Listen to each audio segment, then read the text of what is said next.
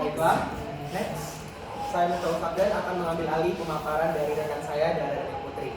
Dan sekaligus saya akan menjadi pemapar terakhir untuk pembahasan topik yang terakhir, yakni hikmah beriman kepada hari akhir. Nah, teman-teman, perlu kita ketahui bahwasannya apapun perilaku kita di dunia ini pasti akan ada hal yang akan kita petik di kemudian hari. Untuk itu, begitu pula dengan beriman kepada hari akhir. Tentunya akan ada hikmah yang akan kita peroleh ketika kita mengimani hari akhir. Yang pertama, memperkuat keyakinan kepada Allah Subhanahu wa Ta'ala.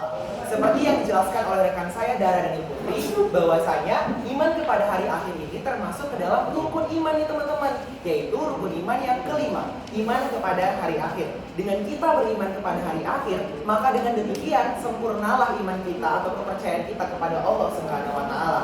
Yang kedua, mendorong manusia untuk lebih meningkatkan amal ibadah kepada Allah Subhanahu wa Ta'ala.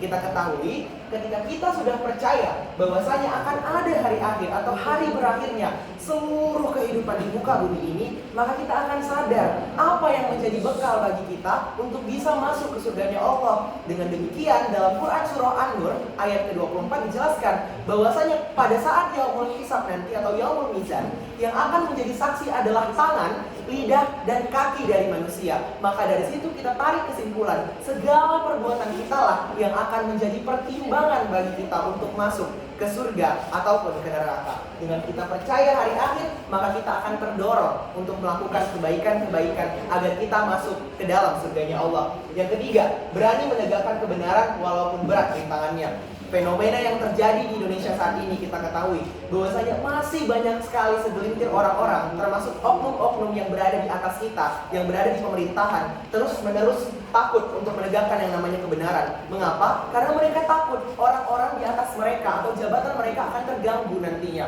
Padahal ketika mereka percaya bahwasanya akan ada hari akhir nantinya, semua jabatan-jabatan, harta, dan tanah-tanah yang mereka miliki tidak akan ada gunanya teman-teman. Yang akan berguna apa? Amal ibadah dan bagaimana kita menegakkan kebenaran. Maka ketika kita percaya dengan hari akhir, maka kita akan berani untuk menegakkan kebenaran. Yang keempat, rela berkorban di jalan Allah Subhanahu wa Ta'ala. Sama seperti poin-poin sebelumnya, ketika kita percaya bahwasanya akan ada hari akhir, maka kita akan tahu apapun yang kita lakukan di jalannya Allah akan menjadi bentuk amal ibadah kita untuk pertimbangan kita di hari akhir kelak. Yang kelima, mendorong manusia untuk menjauhkan perbuatan maksiat. Perlu kita ketahui, fenomena yang terjadi saat ini adalah ketika manusia banyak menjadikan rasa toleransi sebagai rasa untuk mereka dapat menghargai terjadinya kemaksiatan. Perlu kita ketahui, remaja-remaja sekarang banyak sekali yang menghargai atau mentoleransi ketika terjadi kemaksiatan, ketika terjadi hal-hal yang tidak diinginkan atau dilarang oleh agama dengan dalil toleransi. Perlu kita ketahui bahwasanya toleransi dalam agama itu ada ukurannya teman-teman. Ketika apa? Kita menghargai, kita melihat bahwasanya terjadi kemaksiatan, namun tidak mendukung dengan mereka apa yang terjadi kemaksiatan. Apa yang mereka lakukan itu tidak didukung. Namun apa yang terjadi sekarang? Banyak sekali remaja-remaja yang mendukung, bahkan menjadi salah satu dari mereka untuk melakukan kemaksiatan. Namun ketika kita percaya akan ada hari akhir nanti, akan berakhir kehidupan-kehidupan yang kita hargai tadi, maka kita akan terdorong untuk menjauhi dari hal-hal kemaksiatan. Selanjutnya, hidup lebih optimis dan tidak pernah putus asa dalam kehidupan sehari-hari. Mengapa? Karena banyak sekali orang-orang di Indonesia, tidak hanya di Indonesia tapi di seluruh dunia, berpikir bahwasanya jika kesalahan yang kulakukan sekarang itu tidak bisa memperbaiki, bahwasanya kesalahan yang kulakukan itu akan berakhir saja, sudah tidak ada lagi. Padahal jika kita kaji lebih lanjut, hidup di dunia ini hanya sementara. Maka kesalahan-kesalahan yang kita lakukan itu bisa kita perbaiki. Kesengsaraan-kesengsaraan yang kita alami di dunia ini bisa kita perbaiki. Di mana balasannya? Nanti setelah hari akhir.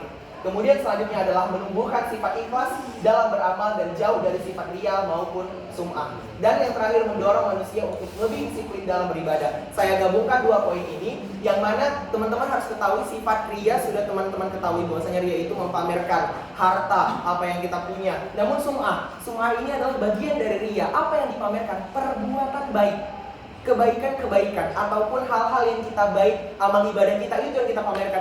Aku sholat hari ini, aku bersedekah hari ini. Namun apa? Hal inilah yang dilarang. Kenapa? Karena sum'ah itu termasuk ke dalam riya teman-teman.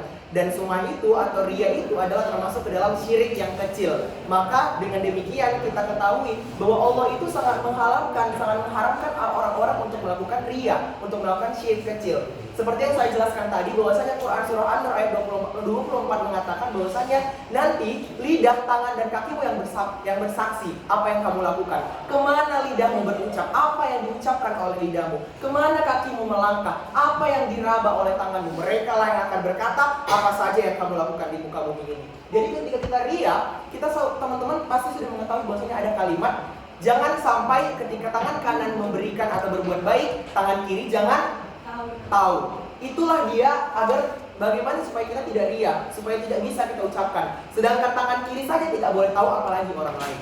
Dan yang terakhir, mendorong manusia untuk lebih disiplin dalam beribadah, sama seperti poin-poin sebelumnya, bahwasanya ketika kita percaya akan ada hari akhir, akan ada hari di mana pertimbangan yang mana amal baik, yang mana amal buruk, dan yang mana yang akan membawa kita ke surga, yang mengantarkan kita ke neraka, pastinya kita akan senantiasa terjauh dari kemaksiatan dan mendorong kita untuk lebih disiplin dalam beribadah. Demikianlah presentasi atau pemaparan dari kami. Lebih dan kurangnya mohon dimaafkan. Kepada teman-teman, boleh silakan bertanya terkait tentang topik yang kami terangkan hari ini.